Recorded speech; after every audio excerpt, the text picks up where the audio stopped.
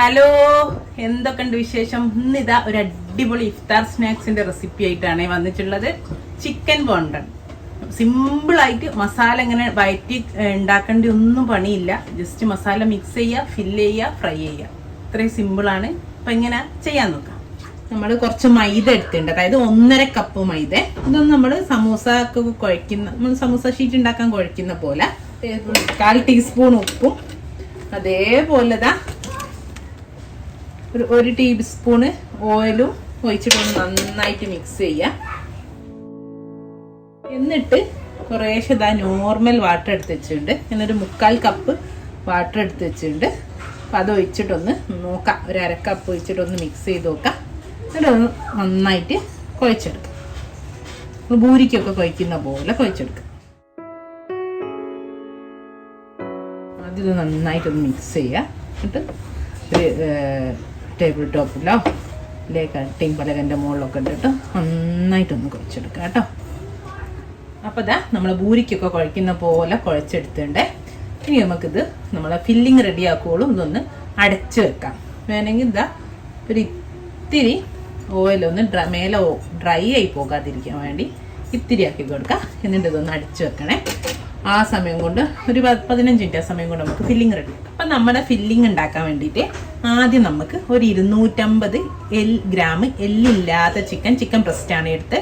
ഇതും അതേപോലെ 2 ചുള വെളുത്തുള്ളി, ഒരു ഇഞ്ച്, അതായത് ഒരു ടീസ്പൂണിൻ്റെ അടുത്ത് ഇഞ്ചി, ഒരു പച്ചമുളക്. ഇതും ഈ ചിക്കനിലെ ആവശ്യമുള്ള ഒരു 1/4 ടീസ്പൂൺ ഉപ്പൂടെ ചേർത്തിട്ട് നമുക്കൊന്ന് ചോപ്പ് ചെയ്തെടുക്കാം. ചോപ്പറിലിട്ടിട്ട് 1/4 ടീസ്പൂൺ ഉപ്പൂടെ ഇട്ട് കൊടുക്കണ്ടേ. എന്നിട്ട് നമുക്ക് ചോപ്പ് ചെയ്തെടുക്കാം. അപ്പോൾ നമ്മളെ ഇഞ്ചിയും വെളുത്തുള്ളിയും ചിക്കനും പച്ചമുളകും ഉപ്പൂടി നന്നായിട്ട് നമ്മൾ മിക്സ് ചെയ്ത് കൊണ്ടുവച്ചിട്ടുണ്ട്. ഇനി ഇതിലേക്ക് ഉള്ളി ചെറുതായിട്ട് അരിഞ്ഞ, പൊടിയായിട്ട് അരിഞ്ഞ ഉള്ളിയാണേ. ഉള്ളി ഒന്ന് അരിഞ്ഞിട്ട് ഒന്ന് കൈ വെച്ചിട്ടൊന്ന് പിഴിഞ്ഞതാണ്. ഉള്ളിയിലുള്ള വെള്ളം ഒഴിവാക്കിയിട്ടുണ്ട്. അധികമുള്ള വെള്ളം ഒന്നും ഒഴിവാക്കിയിട്ടുണ്ട്. അതേപോലെ ഒരു ചെറിയ കഷ്ണം, ഒരു 1/4 ഭാഗം കാപ്സിക്കം, അതും പൊടിയായിട്ട് അരിഞ്ഞാണേ. പിന്നെ അതേപോലെ ഒരു പിടി മല്ലിയില.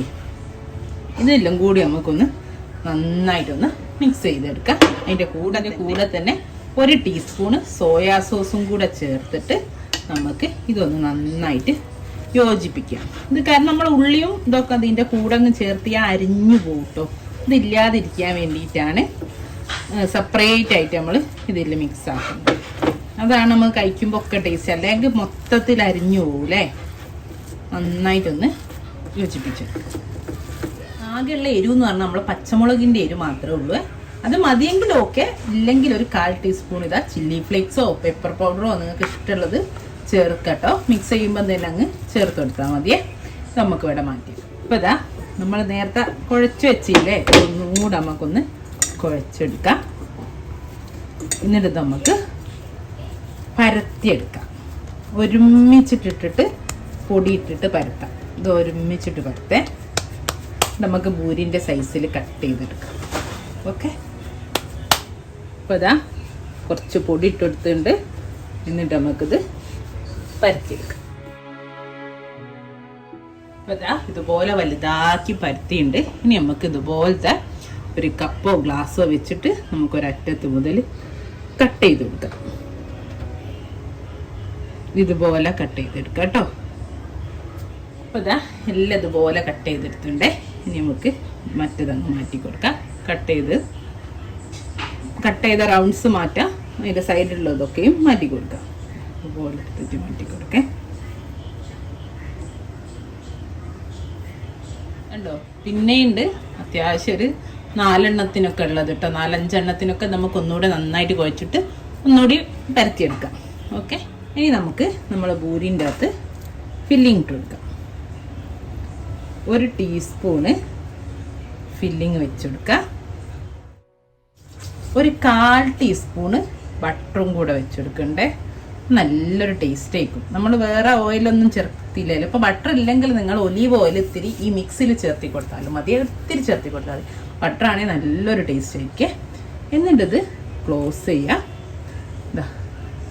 സദാ ഇതാക്കും പോലെ തന്നെ നമ്മൾ അടയൊക്കെ ആക്കും പോലെ നന്നായിട്ട് ഒട്ടിച്ചു കൊടുക്കാം. എന്നിട്ട് ഇതിങ്ങനെ തിരിച്ച് പിടിക്കുക. ഈ രണ്ടറ്റത്ത് കുറച്ച് വെള്ളമാക്കി കൊടുക്കുക. ഓക്കെ, എന്നിട്ട് സെൻറ്ററിൽ നിന്ന് താഴേക്ക് പ്രസ് ചെയ്ത് കൊടുക്കുക. എന്നിട്ട് ഇങ്ങനെ ഒട്ടിച്ചു കൊടുക്കുക. കണ്ട, ഇതാണ് നമ്മളെ വോണ്ടൺ. കണ്ട, എത്ര സിമ്പിളാണ് ഉണ്ടാക്കാൻ. ഇതുപോലെ എല്ലാം ചെയ്തെടുക്കട്ടെ.